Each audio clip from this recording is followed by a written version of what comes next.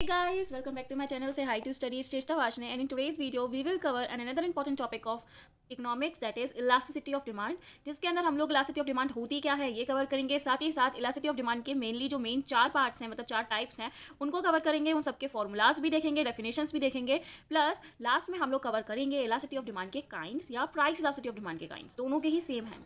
So let us start without any further due.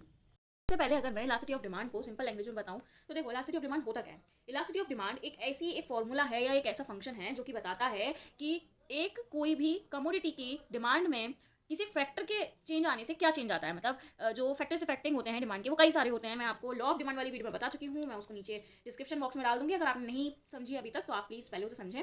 तो जो factors affecting demand होते हैं उनमें से कोई भी फैक्टर अगर कुछ चेंज ला रहे हैं हम उसमें, तो उस चेंज की वजह से जो परसेंटेज चेंज आएगा डिमांड में, वो चीज़ कहलाएगी इलास्टिसिटी ऑफ डिमांड। ठीक है, अब अगर मैं इसकी डेफिनेशन की बात करूँ, टेक्निकल लैंग्वेज की बात करूँ, तो elasticity of demand refers to the percentage change in demand of a commodity. मतलब किसी एक पर्टिकुलर कमोडिटी की डिमांड में जो परसेंटेज के रूप में जो चेंज आएगा with respect to the percentage change in any of the factor affecting the demand of that commodity. मतलब उस कमोडिटी की डिमांड को मतलब इफेक्ट करने वाले कई सारे फैक्टर्स में से कोई सा भी अगर फैक्टर में हम कुछ परसेंटेज चेंज लाते हैं, तो उस चेंज की वजह से जो उस कमोडिटी की डिमांड है उसमें जो चेंज आ रहा है वही कहलाता है इलास्टिसिटी ऑफ डिमांड। ये जो डेफिनेशन है इसी को मैंने एज अ फॉर्मूला लिखा है, तो अगर आप फॉर्मूला भी याद कर लेते हो तो आप डेफिनेशन अपने आप लिख सकते हो। Elasticity of demand, it is the percentage change in the demand of good X या फिर of particular commodity with respect to the change to the percentage change in the factors affecting the demand of good X. Good X लिखना चाहो good x लिख लो, या कोई एक particular commodity का नाम दे दो। ठीक है, लेकिन उधर आप ये लिख देना कि we are assuming the good X as this particular commodity. ठीक है, अब देखो जो डिमांड है वो किन किन फैक्टर से इफेक्ट होती है मैं आपको बताती हूँ। लॉ ऑफ डिमांड वाली वीडियो में अगर आप लोग देखोगे, उधर जाओगे, तो मैंने उधर एक फॉर्मूला बताया था जो कि था Q D X is equals to P X P I Y and T. ठीक है, क्यू डी एक्स बोले तो quantity demanded of good X is affected by these four things. मतलब प्राइस ऑफ गुड एक्स, मतलब जो good हम जिस good की बात कर रहे हैं उसकी खुद की प्राइस ऑफ गुड एक्स। ये पी आई का क्या मतलब था, प्राइस ऑफ इट्स सब्सिट्यूट। मतलब सब्सिट्यूट बोल लो या कॉम्प्लीमेंट्री गुड बोल लो, कोई सी भी गुड बोल सकते हो आप। मतलब प्राइस ऑफ अदर गुड्स मतलब जो भी एक्स गुड है उसके अलावा जो गुड्स हैं उसकी प्राइस। ठीक है, वाई बोले तो इनकम ऑफ द कंज्यूमर, मतलब कंज्यूमर की इनकम। एंड टी बोले तो टेस्ट एंड प्रेफरेंस, मतलब एक पर्टिकुलर कंज्यूमर का टेस्ट क्या है, उसकी प्रेफरेंसेस चेंज हो रही हैं कि नहीं। अब इन चारों फैक्टर्स में से कोई सा भी फैक्टर अगर हम चेंज करते हैं एज इन द परसेंटेज, तो जो इसकी वजह से चेंज आने वाला है हमारी डिमांड में, वही चीज़ हमको दिखाती है इलास्टिसिटी। आई होप ये वाली चीज़ आपको क्लियर हुई होगी कि इलास्टिसिटी ऑफ डिमांड है क्या। मोटा मोटा हमने ये देखा कि इलास्टिसिटी ऑफ डिमांड एक ऐसी चीज़ है, एक ऐसी इक्वेशन है जो कि हमें बताती है कि कोई भी फैक्टर कोई भी factor affecting to the demand of a particular commodity में अगर हम चेंज लाते हैं तो डिमांड जो है उस पर्टिकुलर कमोडिटी की, उसमें क्या चेंज आ रहा है ये हमको दिखाता है इलास्टिसिटी ऑफ डिमांड। तो देखो, इलास्टिसिटी ऑफ डिमांड मेनली चार तरीके की होती है। Price elasticity of demand, cross elasticity of demand, income elasticity of demand and substitute elasticity of demand. देखो, प्राइस इलास्टिसिटी ऑफ डिमांड से क्लियर हो रहा है कि प्राइस में चेंज आने से डिमांड में चेंज आएगा। क्रॉस इलास्टिसिटी ऑफ डिमांड, आप समझ लो कि कोई गुड है उसकी प्राइस में चेंज आने से जो डिमांड में चेंज आने वाला है। इनकम से मतलब इनकम में चेंज आने से डिमांड में चेंज आ रहा है। और सब्स्टिट्यूट बोले तो कि सब्स्टिट्यूट गुड की प्राइस में चेंज आने से जो डिमांड में चेंज आ रहा है। अब अगर मैं इसको डेफिनेशन के थ्रू देखूँ, तो मैंने आपको मोटा मोटा बताया। सबसे पहले हम बात करेंगे प्राइस इलास्टिसिटी ऑफ डिमांड की। मैंने बताया प्राइस इलास्टिसिटी मतलब प्राइस में चेंज आएगा। तो percentage change in the demand of a commodity with respect to percentage change in the price of the given commodity. मतलब जो भी कमोडिटी की हम बात कर रहे हैं उसकी प्राइस में चेंज आने की वजह से जो उसकी डिमांड में चेंज आ रहा है, ये कहलाएगा प्राइस इलास्टिसिटी ऑफ डिमांड। इसका फॉर्मूला क्या हो गया, देखो मैं आपको फिर से ये चीज़ बोलूंगी, मैंने फॉर्मूले जो डेफिनेशन है उन्हीं से लिखे गए हैं। तो अगर आप सिर्फ फॉर्मूले भी याद कर रहे हो ना, तो डेफिनेशन अपने आप याद हो जानी है। तो देखो फॉर्मूला देखो, ईडी मतलब elasticity of demand, percentage change in the demand of X, मतलब गुड एक्स है उसकी परसेंटेज चेंज आ रही है with respect to percentage change in the price of good X. ठीक है, आई होप ये वाली चीज़ क्लियर हुई होगी। अब क्रॉस इलास्टिसिटी ऑफ डिमांड क्या है, cross elasticity of demand refers to the percentage change in the demand for a commodity with respect to percentage change in the price of the related good, या फिर हम बोले complementary good. सबसे पहले complementary good क्या होते हैं ये समझो। देखो, गुड्स को हम दो तरीके से डिवाइड करते हैं। ठीक है, गुड्स को हम दो तरीके से डिवाइड करते हैं, जो कि दो गुड्स क्या है, एक तो पहला होता है सब्स्टिट्यूट, ये आप सुनते हुए आ रहे होंगे इकोनॉमिक्स में अभी तक, और दूसरा होता है कॉम्प्लीमेंट्री गुड। अब यहाँ पे हम जो क्रॉस इलास्टिसिटी ऑफ डिमांड है उसमें हम कॉम्प्लीमेंट्री गुड की बात करेंगे, और सब्स्टिट्यूट इलास्टिसिटी ऑफ डिमांड जो है उसमें हम सब्स्टिट्यूट गुड्स की बात करेंगे। अब ये होते क्या है, देखो सब्स्टिट्यूट गुड बोले तो एक एग्जांपल से मैं बताऊंगी, दोनों आपको अच्छे समझ में आ जाएंगे। सपोज करो मेरे पास एक पेन है, ये सपोज करो ये पेन है। ठीक है, ये बॉल पेन है, ये बॉल पेन है मेरे पास। अगर इसकी प्राइस 10 रुपये है, ठीक है, मार्केट में इसका सब्स्टिट्यूट क्या हो गया, जेल पेन। ठीक है, जेल पेन की प्राइस भी 10 रुपये है, दोनों की प्राइस 10 रुपये है, लेकिन मुझे बॉल पेन से काम करना अच्छा लगता है तो इसलिए मैं बॉल पेन खरीदती हूँ। इसका सब्स्टिट्यूट है ये जेल पेन है। ठीक है, जेल पेन की प्राइस अगर 5 रुपये हो जाती है अपने आप ही, बॉल पेन तो कुछ भी नहीं हुआ ना, बॉल पेन की प्राइस तो चेंज नहीं हुई, लेकिन फिर भी अपने आप ही gel pen in comparatively to ball pen सस्ता हो गया। तो मैं क्या करूँगी, अब मैं ये देखूंगी ना मेरे रुपये बच रहे हैं, तो मैं 5 रुपये का पेन खरीदूंगी, 10 रुपये का क्यों खरीदूंगी? 5 रुपये फिर मेरे सेव हो जाएंगे एज माई सेविंग्स, 5 रुपये मेरी सेविंग्स हो जाएंगी, तो इसलिए मैं जेल पेन खरीदने लगी। तो जेल पेन क्या था? सब्स्टिट्यूट था। मेरे सब्स्टिट्यूट मतलब कोई भी एक पर्टिकुलर कमोडिटी के सब्स्टिट्यूट में, जब सब्स्टिट्यूट की प्राइस में जब चेंज आता है, तो जो उसके गुड के डिमांड में चेंज आ गया, इसकी डिमांड घट गई, क्योंकि मैंने अब प्रेफर करा कि मैं जेल पेन खरीदूंगी, उसका सब्स्टिट्यूट खरीदूंगी।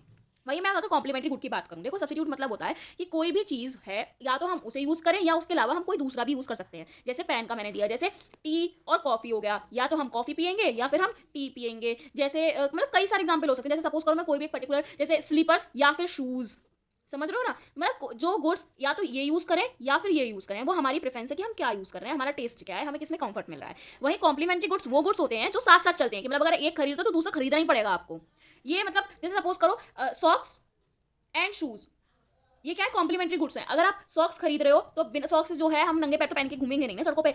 शूज़ हैं तो शूज़ के संग हमें सॉक्स पहनने पड़ेंगे। जैसे मैं बात करूँ ब्रश एंड टूथपेस्ट, ठीक है? ब्रश एंड टूथपेस्ट मतलब ब्रश ले रहे हो आप, माउथ ब्रश ले रहे हो, तो उसके साथ टूथपेस्ट भी लेना पड़ेगा। तो ये होगा कॉम्प्लीमेंट्री गुड की जो एक साथ यूज किए जाते हैं। जैसे brush and toothpaste best example है इसका, ठीक है? आई होप ये दोनों गुड्स आपको क्लियर हुए होंगे। अब क्रॉस इलास्टिसिटी ऑफ डिमांड में क्या होता है? जो कॉम्प्लीमेंट्री गुड होता है, कॉम्प्लीमेंट्री गुड में जो चेंज आ रहा है, मतलब कॉम्प्लीमेंट्री गुड की जो प्राइस में चेंज आता है, उसकी वजह से जो डिमांड में चेंज आ रहा है। जैसे मैंने यहाँ पे एग्जांपल लेती हूँ कि जो गुड एक्स है, मतलब जो जिस गुड की मैं यहाँ बात कर रही हूँ वो है सपोज करो ब्रश है, ठीक है? सपोज करो ब्रश है। अब मैंने क्या किया, इसका देखो, इसका कॉम्प्लीमेंट्री क्या था? पेस्ट। इसका कॉम्प्लीमेंट्री क्या था? पेस्ट। इसके कॉम्प्लीमेंट्री में इसकी कॉम्प्लीमेंट्री की प्राइस चेंज करनी है। ब्रश मैंने लिया था ₹20 का, ठीक है? पेस्ट मैंने लिया ₹40 का।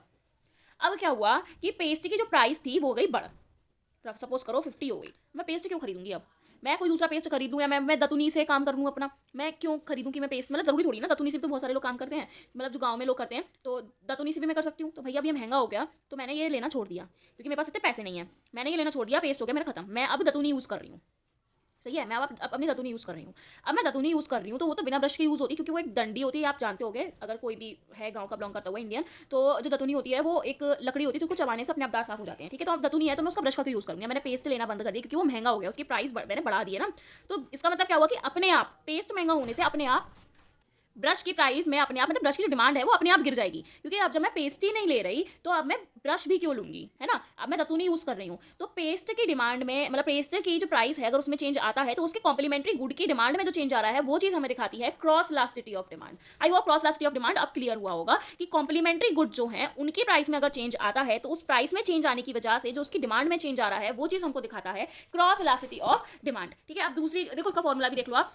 ईडी मतलब elasticity of demand, percentage change in the demand, मतलब डिमांड में जो परसेंटेज चेंज आ रहा है किसकी वजह से? In respect to percentage change in the price of the complementary good, मतलब कॉम्प्लीमेंट्री गुड की प्राइस की वजह से जो डिमांड में चेंज आ रहा है वो चीज हमको दिखाता है क्रॉस इलास्टिसिटी ऑफ डिमांड। अब मैं इनकम इलास्टिसिटी ऑफ डिमांड की क्या बात करूं, वही कि इनकम में जो चेंज आ रहा है वो चीज हमको दिखाएगी इनकम इलास्टिसिटी ऑफ डिमांड। देखो, percentage change in the demand for a commodity, मतलब किसी एक पर्टिकुलर कमोडिटी की परसेंटेज चेंज हो रही है उसकी डिमांड में with respect to percentage change in the income of the consumer, मतलब कंज्यूमर की इनकम की वजह से जो डिमांड में चेंज आ रहा है, इसका formula percentage change in the demand of a commodity with respect to percentage change in the income of the consumer. इसका मैं एग्जांपल दूं, ये तो बहुत ईजी है वैसे। देखो, इसका एग्जांपल क्या हो जाएगा कि सपोज करो मेरी क्या इनकम है, अभी मेरी इनकम है ₹500, अब वो घट के हो जाती है ₹300, तो जो गुड्स मैं पहले ले रही थी तो ऑफकोर्स मैं अब उससे कम लूंगी ना, तो इसका मतलब क्या हुआ कि अपने आप ही डिमांड उसकी कम हो रही है। आगे बढ़ने से पहले अगर आप लोगों को artistic work, project file, drawing, sketches वगैरह देखने का शौक है तो आप लोग मेरा दूसरा channel student material here check out करो, जिसकी लिंक मैंने डिस्क्रिप्शन बॉक्स में दे रखी है। Thank you. नेक्स्ट है हमारा लास्ट जो इलास्टिसिटी ऑफ डिमांड का पार्ट है वो है सब्स्टिट्यूट इलास्टिसिटी ऑफ डिमांड। तो सब्स्टिट्यूट इलास्टिसिटी ऑफ डिमांड में क्या होगा कि जो सब्स्टिट्यूट गुड है उसकी प्राइस में चेंज आने की वजह से जो डिमांड में चेंज आ रहा है, मतलब percentage change in the demand of a particular commodity with respect to percentage change in the price of the related good. यहाँ पे रिलेटेड गुड कौन से होंगे? सब्स्टिट्यूट गुड्स, ठीक है? अब इसका फॉर्मूला देखो तो ईडी मतलब elasticity of demand, percentage change in the demand of good X या फिर जो भी आप गुड लो, percentage with respect to percentage change in the price of substitute goods, ठीक है? इसका अगर एग्जांपल मैं आपको दूं तो सब्स्टिट्यूट गुड कौन से मैंने कौन से बताए थे? जो मतलब किसी एक गुड है उसके बदले में अगर कोई हम दूसरा गुड यूज कर रहे हो, जैसे कि मैंने लिया एग्जांपल बॉल पेन और जेल पेन का, सही है? बॉल पेन और जेल पेन का, बॉल पेन की जो प्राइस थी वो ₹10 थी, जेल पेन की जो प्राइस थी वो ₹15 थी। अब क्या हुआ, जेल पेन की जो ऑफकोर्स ये महंगा है तो उसकी सेल कम हो रही होगी क्योंकि लोग सस्ते की तरफ अट्रैक्ट होते हैं। जेल पेन ने क्या किया, अपनी सेल बढ़ाने के लिए उसने अपनी ₹5 कर दी, मतलब -10 कर दिए। जो उसकी ₹15 थी उसने उसमें से ₹10 अपने कम कर दिए, तो इसका मतलब क्या हुआ, रिलेटिवली ये चीप हो गया। तो जो सब्स्टिट्यूट गुड है इसका, बॉल पेन का सब्स्टिट्यूट गुड क्या हुआ? Gel pen.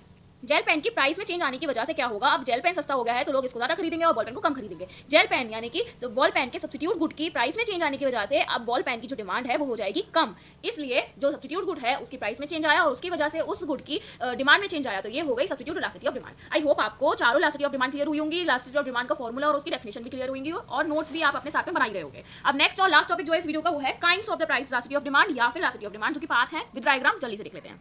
क्वेश्चन आता है कि प्राइस इलास्टिसिटी ऑफ डिमांड को कैसे मेजर किया जाएगा या फिर इलास्टिसिटी ऑफ डिमांड को कैसे मेजर किया जाएगा या फिर इसके काइंड्स या फिर टाइप्स क्या हैं, तो आपको यही 5 लिखने हैं, ठीक है। तो देखो पहला जो है रिलेटिवली इलास्टिक डिमांड या फिर हाईली इलास्टिक डिमांड, दोनों में से कोई सा भी याद कर लो, दोनों ही सही है, लेकिन रिलेटिवली इलास्टिक कर लो या हाईली इलास्टिक कर लो। बेटर जो रहता है वो रहता है रिलेटिवली इलास्टिक डिमांड, ठीक है। इलास्टिक डिमांड है मतलब क्या होगा, यहाँ पे जो क्वांटिटी डिमांड हो रही है उसमें ज्यादा चेंज आएगा as compared to the price of a particular commodity. इधर क्या होता है, इलास्टिसिटी ऑफ डिमांड जो होती है वो 1 से ज्यादा होती है और उसका जो कर्व बनता है वो बनता है फ्लैटर कर्व, मतलब लेटा हुआ ऐसे फ्लैट, ठीक है। अब देखो इसका मतलब क्या है, देखो रिलेटिवली इलास्टिक है, डिमांड जो है मतलब डिमांड जो है वो बड़ी है 1 से, मतलब 1 से ज्यादा है। इसका मतलब क्या होगा कि जो क्वांटिटी डिमांड है उसमें जो चेंज आ रहा है वो as compared to change in the price ज्यादा होगा। देखो प्राइस इलास्टिसिटी ऑफ डिमांड के काइंड्स पढ़ रहे हैं तो हर जगह प्राइस और डिमांड में ही रिलेशन बताएंगे हम इसमें, सही है। तो देखो अब इलास्टिक, देखो सीधी बात ये क्या है इसमें, देखो इलास्टिसिटी ऑफ डिमांड 1 से ज्यादा है, यहाँ पे इलास्टिसिटी ऑफ डिमांड जो है वो 1 से ज्यादा है, ठीक है। और यहाँ पे हम जो बात करेंगे वो क्या करेंगे, डिमांड की और प्राइस की, क्योंकि हम मेनली यहाँ पे प्राइस इलास्टिसिटी ऑफ डिमांड पढ़े हैं, इन दोनों के बीच का हम रिलेशन देखने वाले हैं, ठीक है। तो देखो जहाँ पे 1 से ज्यादा होगी तो उसका मतलब डिमांड ज्यादा हो रही है एज कंपेयर टू प्राइस, तो जो कर्व बनेगा वो बनेगा फ्लैटर कर्व।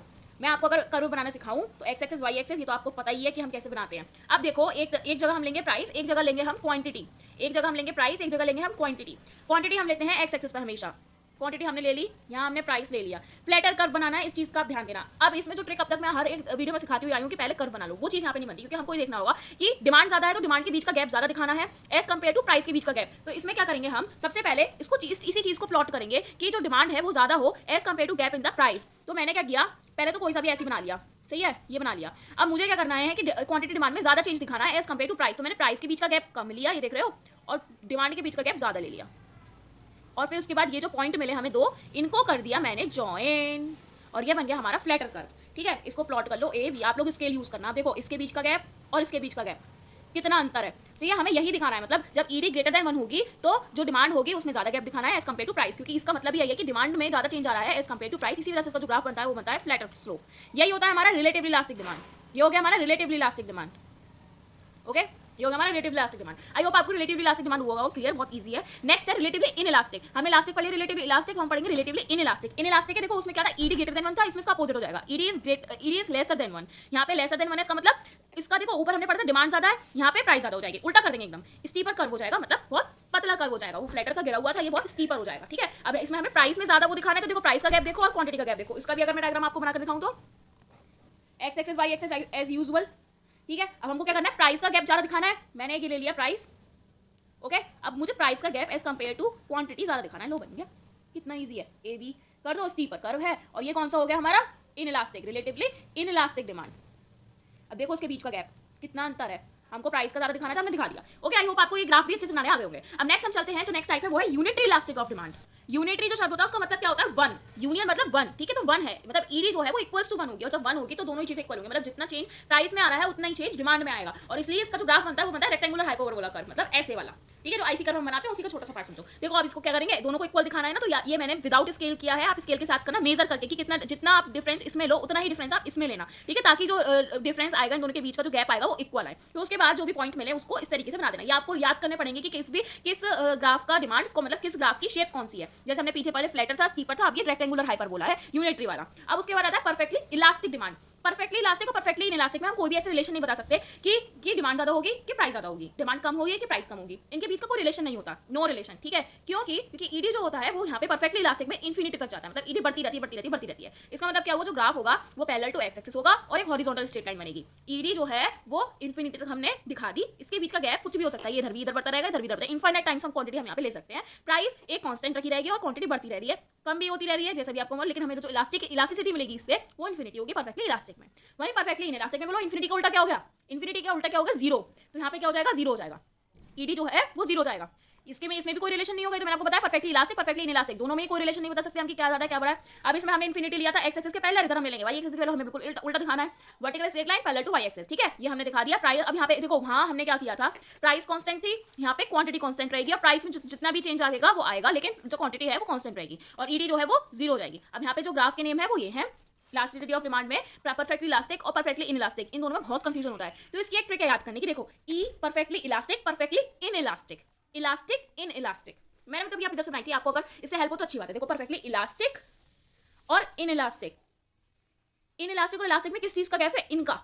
ठीक है, अब एक बात बताओ मुझे, जो जीरो की वैल्यू होती है वो क्या होती है? जीरो ही होती है, मतलब जीरो की कोई वैल्यू तो होती नहीं। ठीक है, तो इनको हम मोस्टली किस चीज के यूज करते हैं? मतलब बेकार है, मतलब इन, बिल्कुल इन आउट, इन आउट, आप जाओ यहाँ से। ठीक है, तो इलास्टिक मतलब देखो, ई को हम इस तरीके से बनाते हैं, मतलब कर्व की तरीके से, और इन्फिनाइट को भी हम कर्व की तरीके से बनाते हैं। तो मैंने इसको ऐसे याद किया कि परफेक्टली इलास्टिक है, मतलब इसको भी हम कर्व की तरह बना रहे हैं, तो उसका भी जो डिमांड होगी, इलास्टिसिटी ऑफ डिमांड होगी, वो इन्फिनिटी के इक्वल होगी, मतलब पैरेलल टू एक्स एक्सिस होगी।